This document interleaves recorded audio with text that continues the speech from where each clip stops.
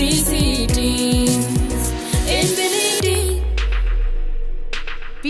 Infinity 90.4 FM reflecting you. श्रोते हो नमस्कार. आपण ऐकत आहात पिंपरी चिंचवड एज्युकेशन ट्रस्टचा इन्फिनिटी कम्युनिटी रेडिओ 90.4 FM. निसर्गावधान या मालिकेच्या आजच्या भागात ऐकूया जलसंधारण, पर्यावरण संवर्धन आणि शाश्वत शेती या विषयांमध्ये गेल्या 25हून अधिक वर्ष काम करणारे डॉक्टर उमेश मुंडले यांच्याशी RJ विद्या हिने साधलेला संवाद.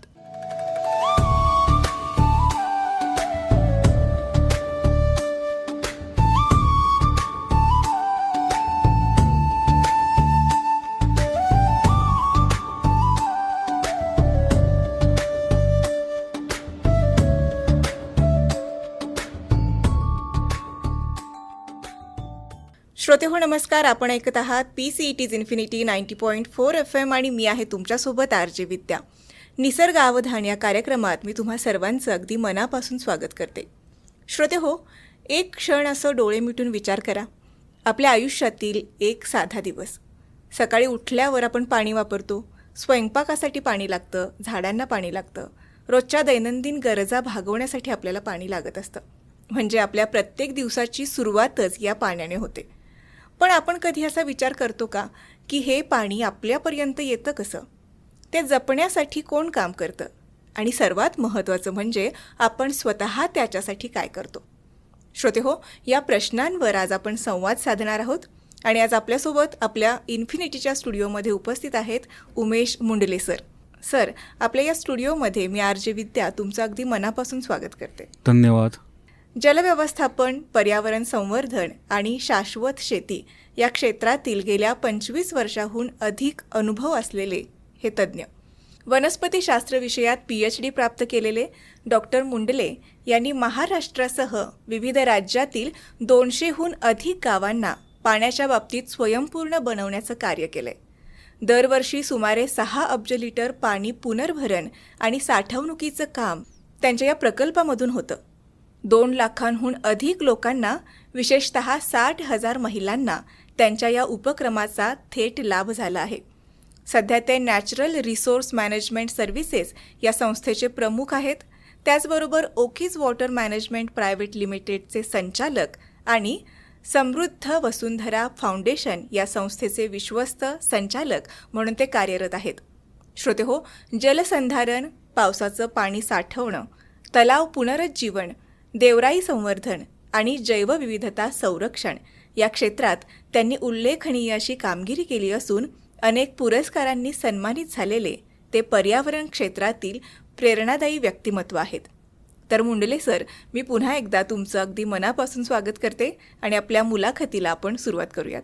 हो, धन्यवाद पुन्हा एकदा. आणि ओळख खूपच छान करून दिली आहे तुम्ही. धन्यवाद. थँक्यू. तर मुंडले सर, मला प्रश्नाची सुरुवात अशी करावीशी वाटते की तुम्ही मूळ वनस्पती शास्त्राचे पदवीधर आहात. मग पर्यावरण, पाणी या क्षेत्राकडे तुम्ही कसे वळलात? आणि रूढ पद्धत ही संशोधन संस्था किंवा महाविद्यालयात नोकरी करणं अशी असतानासुद्धा तुम्ही या क्षेत्राकडे कसे वळलात? माझं BSc आणि MSc हे वनस्पतीशास्त्रात झालं. आणि मला शिक्षक माझे खूप चांगले मिळाले की ज्यांनी मला लॅबपेक्षा निसर्गामध्ये फिरून वनस्पतीशास्त्राचा अभ्यास कसा चांगला करता येतो हे दाखवून दिलं. कारण बऱ्याच वेळेला लॅबमध्ये किंवा प्रयोगशाळेमध्ये काम करून त्याच्यामध्ये पुढे संशोधन करणं हा एक भाग असतो. बरोबर. पण प्रत्यक्ष पर्यावरणामध्ये किंवा आजूबाजूच्या वातावरणाचा अभ्यास करणं, फिरणं आणि असं करण्यासाठी जे काय बाळकडू म्हणतात, हे बाळकडू म्हणता येणार नाही कारण हे डिग्री नंतरचं आहे. पण इन्स्पिरेशन म्हणू किंवा मोटिवेशन म्हणू, हे माझे शिक्षक होते माझे कॉलेजमधले. आणि त्यावेळेला काय होतं, MScला मी असताना एक स्पर्धा होती आणि त्या स्पर्धेमध्ये एक विषय होता देवराई नावाचा. अच्छा. आणि मग त्या याच्यामध्ये थोडंसं संशोधन करून प्रेझेंटेशन करायचं असं ते स्पर्धेचं स्वरूप होतं. तर त्याच्यात भाग घेतल्यावरती मला जो देवराई हा एक विषय त्याच्यामध्ये मिळाला, त्याने माझं आयुष्य सगळं बदलून गेलं. की देवाच्या नावाने राखून ठेवलेलं जंगल म्हणजे देवराई हे माहिती होतं आणि कोकणातलं असल्यामुळे गावामध्ये देवराया दिसायच्या. बरोबर. पण त्याचं महत्त्व काय आहे याच्यावर कधी खोलवर अभ्यास झाला नव्हता. तो या स्पर्धेच्या निमित्ताने झाला आणि मग माझ्या लक्षात आलं की याच्यामध्ये करण्यासारखं काम भरपूर आहे. आणि काम करणारे लोक कमी आहेत त्या क्षेत्रामध्ये. बर. आणि म्हणून मग एक आवड असल्यामुळे किंवा आवड निर्माण झाल्यामुळे संशोधन त्या विषयात करावं असं मला वाटलं. आणि त्यावेळेला BNHS मध्ये, बॉम्बे नॅचरल हिस्ट्री सोसायटीमध्ये PhD साठी आणि सायंटिस्ट म्हणून काही वेकन्सीज होत्या. तर तिथे मी ॲप्लिकेशन दिलं आणि मी सिलेक्ट झालो. अच्छा, छान. आणि त्यामुळे रिसर्चकडेच माझा काय प्रवास चालू झाला. फक्त तो कॉलेजमध्ये नोकरी न करता मी सायंटिस्ट म्हणून काम करायला सुरुवात केली BNHS मध्ये. आणि वेगवेगळ्या संशोधन प्रकल्पांवरती काम केलं. आणि मग तो प्रवास माझा PhD साठी पुढे चालू राहिला. आणि मग या विषयामध्ये एकदा असं म्हणतात की फील्डची आवड असेल, एकदा बाहेर जाऊन काम करायची आवड लागली तुम्हाला, तर तुम्ही एका जागी बसून काम नाही करू शकत. तर ते माझ्या बाबतीत खरं ठरलं आणि मग माझा त्या वाटेने प्रवास चालू झाला. खूपच छान सर. आता तुम्ही देवराईचा उल्लेख केलात, तर देवराई म्हणजे फक्त जंगल असं नाही आहे. खरं तर ती एक संस्कृतीसुद्धा आहे, एक भावना आहे. तर तुमच्या आयुष्यात देवराई कशी आली हे तुम्ही आत्ता सांगितलं, पण तुम्हाला त्या देवराईनं नेमकं कसं बदललं हे ऐकायला आम्हाला नक्की आवडेल. देवराई प्रकल्पाचा देवराईचा जो संशोधन प्रकल्प होता, तर महाराष्ट्रामध्ये किती देवराई आहे त्याच्याबद्दलची एक माहिती हवी होती वन विभागाला. आणि त्यासाठी त्यांनी ते प्रोजेक्ट प्रपोजल दिलं होतं किंवा BNHSला तो प्रोजेक्ट मिळाला होता. तर त्याच्यावरती काम करताना असं लक्षात आलं की कोकणामध्ये देवरायांची संख्या खूप जास्त आहे जी नोंद केलेली नाही आहे. आणि मग काम करत असताना 7 महिन्याचा प्रोजेक्ट हा आम्हाला वाढवून 2 वर्षापर्यंत न्यावा लागला. कारण जास्ती माहिती मिळत गेली जी आधी कोणी नोंद केलेली नव्हती. आणि 2 वर्षानंतर जेव्हा तो प्रकल्प संपला तेव्हा आधीच्या 350 देवरायांची नोंद होती ती जवळजवळ 2800 देवरायांपर्यंत पोहोचली. मस्त. आणि मग अजूनही त्याच्यामध्ये काम करण्याची गरज आहे आणि स्कोप आहे लक्षात आल्यावरती मी माझ्या PhD साठी तो विषय कंटिन्यू केला. आणि जेव्हा माझा प्रबंध मी पूर्ण केला तेव्हा ती देवरायांची नोंद जवळजवळ 3760 देवरायांपर्यंत पोहोचली. किती छान. 350 पासून ते 3760 पर्यंतचा प्रवास. त्या निमित्ताने मला महाराष्ट्रात सगळ्या जिल्ह्यांमध्ये फिरायला मिळालं. बहुतेक ठिकाणी ग्रामीण भागामध्ये फिरायला मिळालं. अनेक देवराया खूप चांगल्या बघायला मिळाल्या. आणि मग जसा अनुभव येत गेला तसं लक्षात आलं की देवराई हे फक्त जंगल नाही आहे, देवासाठी राखलेलं जंगल किंवा देवाची राई म्हणून ती देवराई. लोकांनी ती श्रद्धेने जपली. पण मला आपल्या पूर्वजांचं कौतुक वाटतं की त्यांनी लोकांची नस बरोबर पकडली होती. की लोकांना केवळ शहाणपणा शिकवून किंवा बुद्धिमत्तेने तुम्ही नाही बदलू शकत. त्याच्यात जोपर्यंत श्रद्धा किंवा भावना येत नाही, लोकांना ते आपलं वाटत नाही, तोपर्यंत ते वाचवणं किंवा राखणं खूप अवघड असतं. बरोबर आहे. आणि देवराईमध्ये नेमकं हेच आहे की लोकसहभागामधनं जंगल संरक्षण आहे. की देवाचं आहे त्यामुळे मी ते वापरणार नाही, तोडणार नाही, तिथे काही मारणार नाही.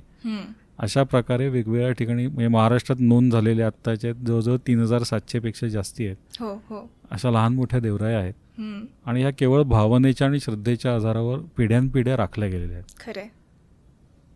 तर लोकांमध्ये काम करायचं असेल, लोकांबरोबर काम करायचं असेल तर सारासार विचाराबरोबरच श्रद्धा आणि भावना यालाही तेवढंच महत्त्व द्यायला पाहिजे.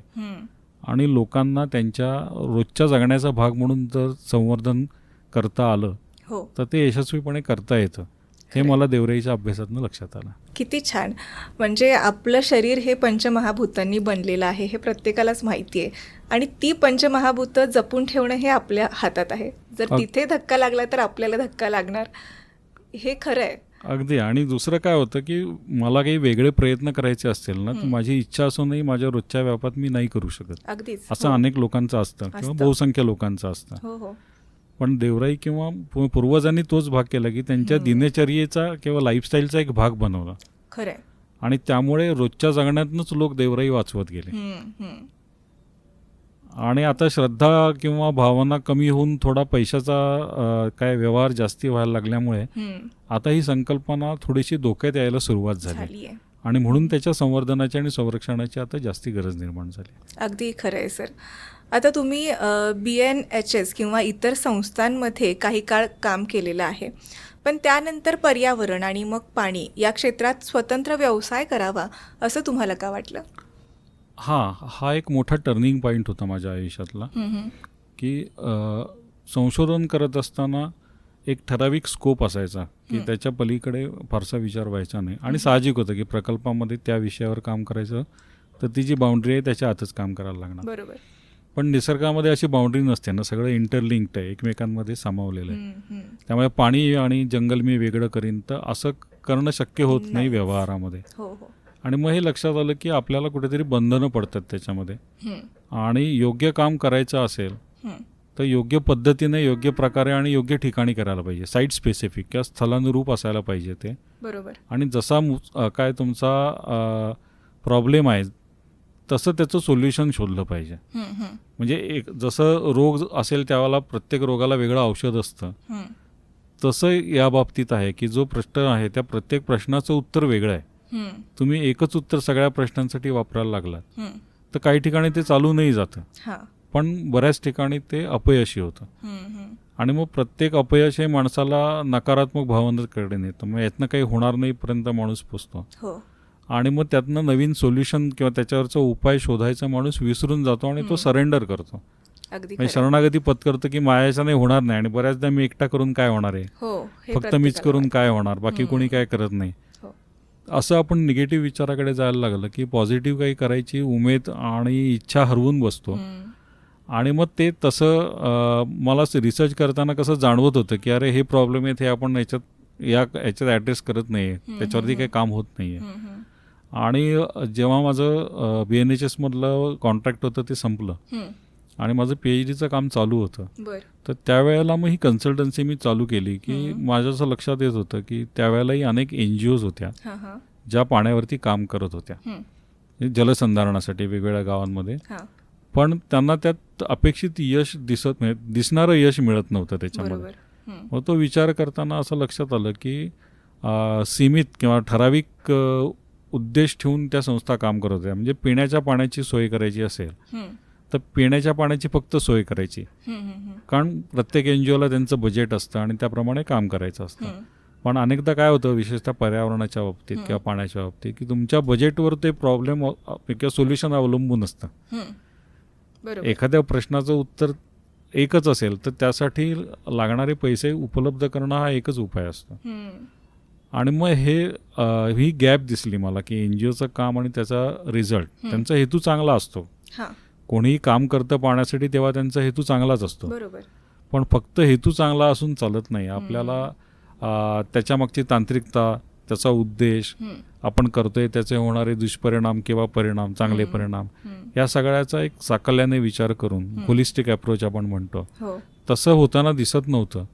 आणि ते करता येईल अशा उद्देशाने म्हणून मग 99-2000 साली मी माझी कन्सल्टन्सी याच्यातली चालू केली. कारण पाण्याचं काम हे जरी सोशल असलं तरी त्याचं एक्झिक्युशन हे प्रोफेशनल पद्धतीनेच व्हायला पाहिजे असं माझं तेव्हाही मत होतं. आणि आता 25 वर्षाच्या अनुभवानंतर ते अधिक दृढ झालंय. छान. आता तुम्ही बऱ्याच वर्षात, म्हणजे पहिल्या काही वर्षात सल्लागार म्हणून सुद्धा काम केलेलं आहे. तर फक्त सल्ला देणं आणि प्रत्यक्षात मैदानात उतरून काम करणं यात फार मोठा फरक असतो. तर तुम्हाला हा बदल का आणि कधी जाणवला? अगदी बरोबर आहे. मी जेव्हा सल्लागार म्हणून काम चालू केलं तेव्हा काय असतं की सल्लागार म्हणजे तुम्ही तिथे योग्य अभ्यास करून काय करायचं याच्याबद्दलचं एक काय पाथ म्हणा किंवा मार्ग दाखवू शकता की असं केलं तर हा उपाय आहे आणि यातनं तुम्हाला हा अपेक्षित परिणाम मिळेल. पण होतं काय की जेव्हा सल्लागार किंवा ती स्कीम डिझाईन करणारा माणूस आणि कॉन्ट्रॅक्टर हे दोन वेगळे होतात, तेव्हा कॉन्ट्रॅक्टर अनेकदा व्यवहारी विचार करताना कुठेतरी काहीतरी पैसे वाचवायचा उद्देश म्हणा किंवा त्याला गरज वाटत नाही त्या गोष्टीची, म्हणजे जेन्युइनली त्याला असं वाटतं की नाही केलं तरी चालेल म्हणून म्हणा, किंवा काही ठिकाणी क्वालिटी म्हणा, याच्यामध्ये प्रॉब्लेम जर तयार झाला ना, मला असा अनुभव आला की असं अनेकदा झालं की अपेक्षित रिझल्ट मिळाला नाही तर त्या NGOला जी बाहेरनं डोनेशननी पैसे मिळवते ना त्यांना त्रास होतो.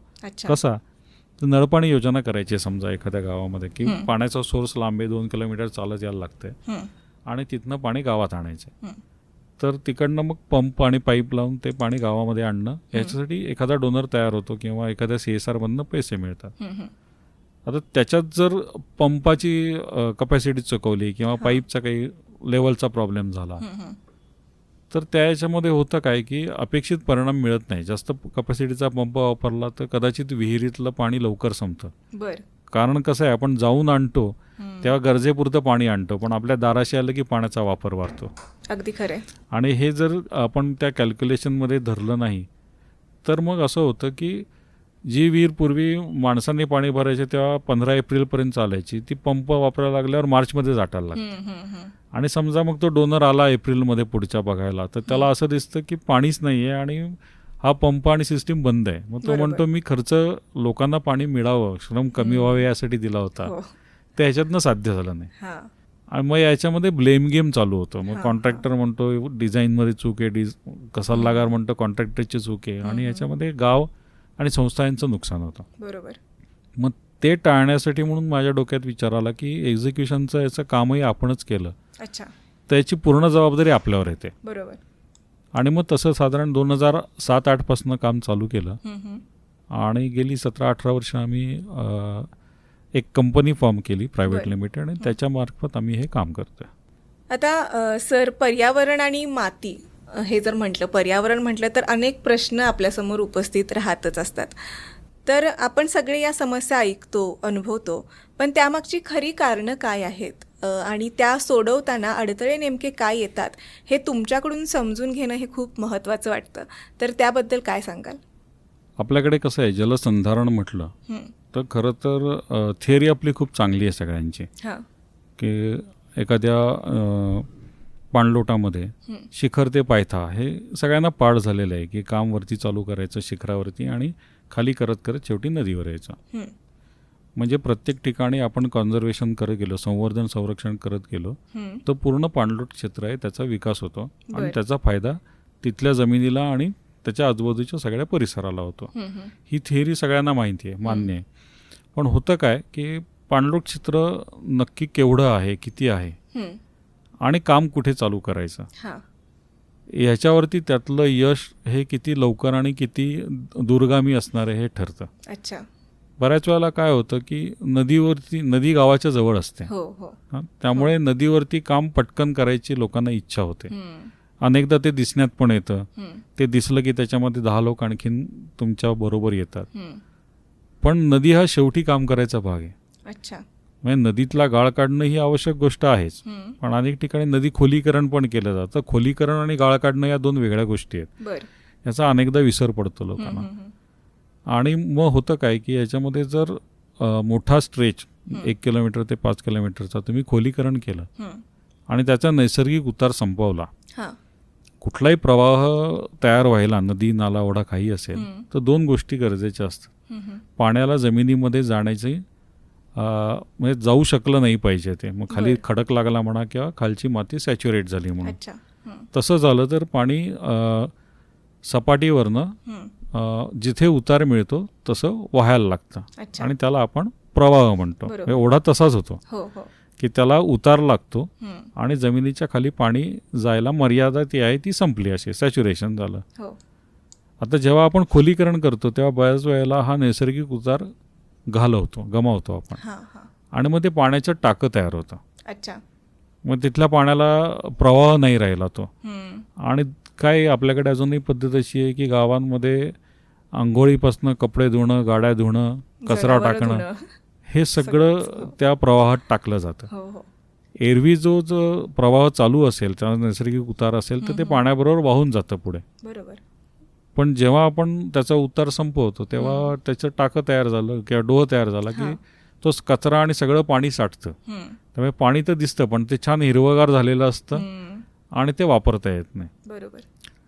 त्यामुळे अनेकदा हेतू, मी मगाशी म्हटलं जसं की हेतू चांगला असतो, पण अनेकदा आपण जे काम करतो आहोत ते आपण नक्की कशासाठी करतोय. जे जलसंधारण करायचं आहे तर त्यासाठी आपल्याला जलसंधारण करायला पाण्याची आपली मागणी काय आहे, पुरवठा काय आहे आणि त्याच्यामध्ये किती अंतर आहे. थोडक्यात पाण्याचं ऑडिट करण्याची जी गरज असते ना ती केली जात नाही. आणि गणिताने पाण्याच्या उपलब्धतेचा प्रश्न सोडवणं हा एक दुसरा उपाय केला जातो. माझ्या दृष्टीने तो एक महत्त्वाचा प्रॉब्लेम तयार होणारा भाग आहे. याचं कारण असं आहे की माणसाने नदी हे त्याला पाणी पुरवण्याचं साधन असं समजून किंवा कचरा टाकायची जागा असं समजून ते वापरायला सुरुवात केलेली आहे.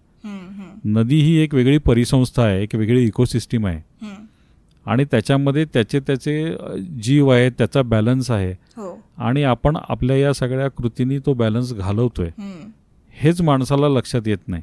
अगदी खरे. म्हणजे आपण गावांमध्ये लोकांना अगदी तुम्ही कपडे धुता वगैरे म्हणून पाणी खराब होतं सांगतो, पण मोठ्या शहरांचं वेस्ट वॉटर कुठे जातं? ते कितपत ट्रीट होऊन जातं? म्हणजे शहरात राहणारा प्रत्येक माणूस त्या परिस्थितीला जबाबदार आहेच ना. होय, अगदीच. आपण आपल्या परिसरातनं वेस्ट वॉटर बाहेर जाऊ दिलं नाही, ते ट्रीट करून परत वापरलं तरी हा प्रश्न मोठ्या प्रमाणात सुटू शकतो. अगदीच. काय असतं, मोठा बदल घडवायला काहीतरी मोठं करायला लागतं असं नाही. प्रत्येक माणसाने एक लहान लहान गोष्ट केली आणि सगळ्यांनी ती एकत्र केली तर त्याचा परिणाम खूप मोठा होऊ शकतो. अगदीच. म्हणजे याच्यामध्ये लोकांच्या मानसिकतेमध्ये बदल घडवायची गरज आहे बेसिकली. आज आपल्याला कसं झालंय की पूर्वी काय होतं इतिहासामध्ये की जमीनदार म्हणा किंवा धनवान माणूस किंवा राजा हे लोकांच्या पाण्याची सोय करायचे, म्हणून मोठे पुष्करणी, बारव किंवा तलाव हे जे आहेत हे पूर्वीपासून राखले गेलेले आहेत. जेव्हा ब्रिटिश राजवट चालू झाली तेव्हा पाणी व्यवस्थापनाचं किंवा पाणी पुरवठ्याचं काम हे सरकारी काम झालं आणि मग तिथे प्रॉब्लेमला सुरुवात झाली. कारण मग तोपर्यंत काय होतं की पूर्वीच्या काळामध्ये लोक पाणी साठवायचे, तलाव राखायचे, वेगवेगळी स्ट्रक्चर्स चांगली होती, त्यामुळे ते पाणी सांभाळलं जायचं, पाण्याला पवित्र मानलं जायचं, देवतेचा एक त्याच्या समान मान होता आणि त्यामुळे पाण्याचं काम हे पुण्याचं काम मानलं जायचं. जेव्हा सरकारचं काम झालंय तेव्हा सर्वसामान्य लोकांचा या सगळ्यापासून संपर्क तुटला आणि कनेक्ट पण तुटला, जो भावनिक कनेक्ट होता. तुम्ही बघाल आपल्याकडची सगळी तीर्थ आहेत ती पवित्र आहेत का, तर जिथे जिथे पाण्याचा उगम आहे तिथे कुठे कचरा होऊ नये आणि त्याचं पावित्र्य राखलं जावं म्हणून त्या त्या ठिकाणी देवस्थानं तयार झाली किंवा ती निर्माण केली गेली. आजही कोकणामध्ये किंवा महाराष्ट्रामध्ये कुठल्याही गावात आपण गेलो तर पूर्वीचा विचार केला तर एक तलाव आणि त्याच्या बाजूला एक मंदिर, ही बहुतेक सगळ्या गावांची एक समान मांडणी होती.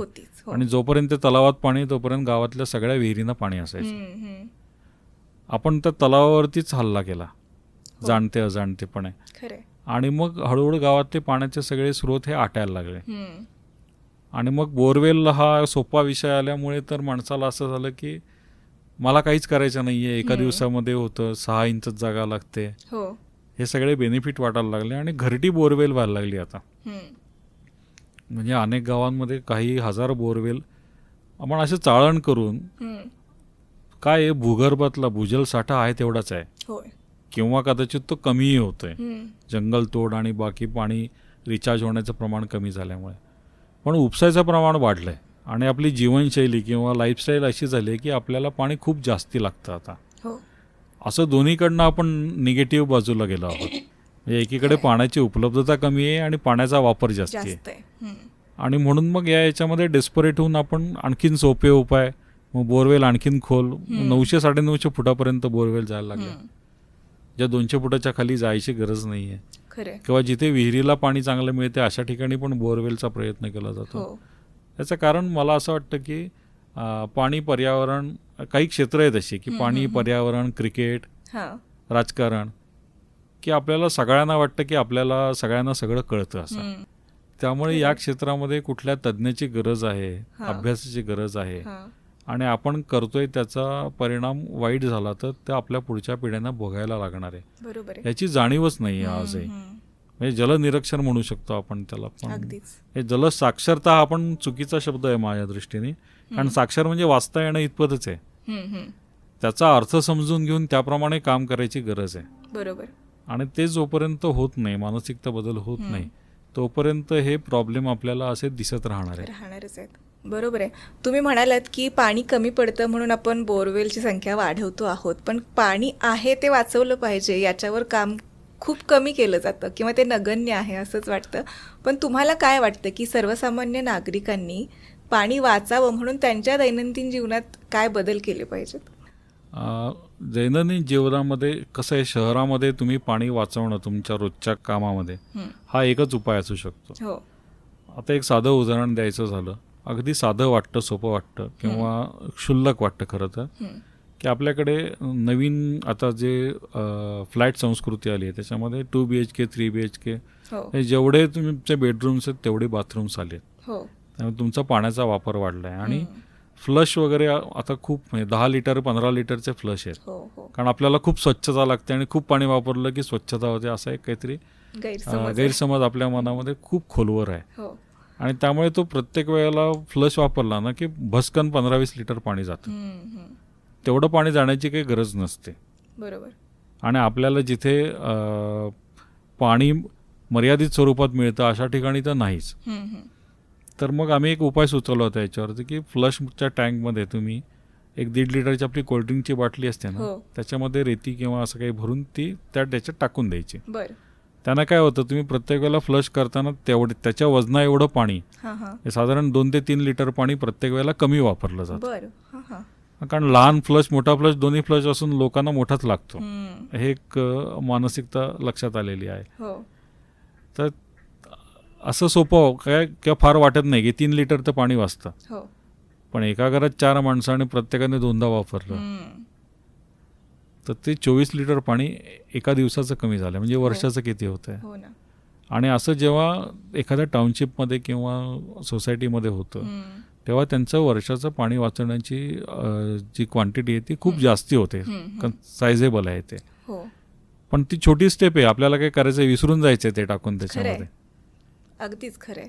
म्हणजे प्रत्येकाने करण्यासारखं आहे. आणि शहरामध्ये अजून काय करण्यासारखं आहे तर जिथे जिथे बोरवेल आहे ती बोरवेल रिचार्ज केलीच गेली पाहिजे. आपल्याकडे सगळ्या महानगरपालिकांमध्ये 5% प्रॉपर्टी टॅक्समध्ये रिबेट मिळतो बऱ्याच ठिकाणी, बऱ्याच महानगरपालिकांमध्ये आहे. आणि बिल्डिंग पूर्ण झाल्यावरती तुम्हाला ते लिहून पण द्यायचं असतं की इथे रेनवॉटर हार्वेस्टिंग करतोय म्हणून. पण ते रेनवॉटर हार्वेस्टिंग हे ॲक्टिव्ह आहे का हे कोणी बघत नाही. बरोबर. तर ते ॲक्टिव्ह करण्याची गरज आहे. म्हणजे तुमच्या परिसरात पडणारं पाणी हे तुम्ही त्या बोरवेलमध्ये रिचार्ज केलं तर रस्त्यावरचं फ्लडिंग कमी होईल हा एक भाग. त्या बोरवेलचा व्हॉल्यूम आहे तो एनहान्स होईल, त्याच्यात वाढ होईल आणि बोरवेलच्या पाण्याची क्वालिटी पण चांगली होईल. कारण पावसाचं पाणी हे सगळ्यात स्वीट सगळ्यात गोड पाणी आहे, कमी क्षार असलेलं पाणी आहे. तेव्हा ज्या ठिकाणी बोरवेलला जास्ती क्षाराचं पाणी येतं तिथे आम्ही अशा अनेक बोरवेल पाहिल्यात किंवा ड्राय झालेले बोरवेल पण 2 वर्ष रिचार्ज केल्यावर परत पाणी द्यायला लागलेत. हा आमचा अनुभव आहे आणि असा मल्टिपल बोरवेलचा अनुभव आहे. 50-60 बोरवेल्समध्ये आम्ही हा भाग बघितला आहे. त्यामुळे जर प्रत्येक माणसाने किंवा सोसायटीमधल्या माणसांनी हे ठरवलं की माझ्याकडची विहीर बोरवेल जे काही आहे ते मी छतावरच्या पाण्याने रिचार्ज करेन. दुसरं जिथे मला पाणी कमी वापरता येईल तिथे पाणी वाचवायचा वापर करेन. आणि तिसरा महत्त्वाचा भाग आहे म्हणजे आपलं जे वेस्ट वॉटर आहे ते जर आपण रिसायकल केलं आणि ते फ्लशिंगसाठी आणि गार्डनिंगसाठी वापरलं तर आपली फ्रेश वॉटर म्हणजे ताज्या पाण्याची गरज जवळजवळ 40% कमी होते. कारण एवढं पाणी आपण सेकंडरी यूजसाठी वापरतो. आता होतंय काय की आपण रस्ते धुवायला, गाडी धुवायला, आंघोळ करायला आणि प्यायला एकाच क्वालिटीचं पाणी वापरतोय आणि ते प्यायच्या क्वालिटीचं पाणी वापरतोय. खरंय. आणि ते वारेमाप वापरतो. आणि त्यामुळे ती प्रायोरिटी ठरवून त्याप्रमाणे पाण्याची किंमत आपण व्हॅल्यू या दृष्टीने पाण्याची किंमत काय, मोल काय याचा विचार करून जर आपण आपल्या रोजच्या जगण्यामध्ये छोटे छोटे बदल केले तर त्याचा परिणाम खूप चांगला होणार. आणि शहरामध्ये एवढ्या गोष्टी किंवा याच गोष्टी आपण करू शकतो. नक्कीच. श्रोते हो, आजच्या निसर्ग अवधानच्या या भागात आपण डॉक्टर उमेश मुंडले यांचा प्रेरणादायी प्रवास, वनस्पतीशास्त्रातून पर्यावरण आणि पाण्याच्या क्षेत्रात त्यांनी केलेली वाटचाल आणि त्याचबरोबर देवराईसारख्या संकल्पनेनं त्यांच्या विचारांमध्ये घडवलेला बदल आपण जाणून घेतला. पुढच्या भागात आपण जाणून घेणार आहोत त्यांच्या कामाची व्याप्ती, लोकसहभागाची ताकद आणि प्रत्यक्षात घडलेले बदल. भेटूयात उद्याच्या भागात. तोपर्यंत ऐकत रहा फक्त PCET's infinity 90.4 FM reflecting you.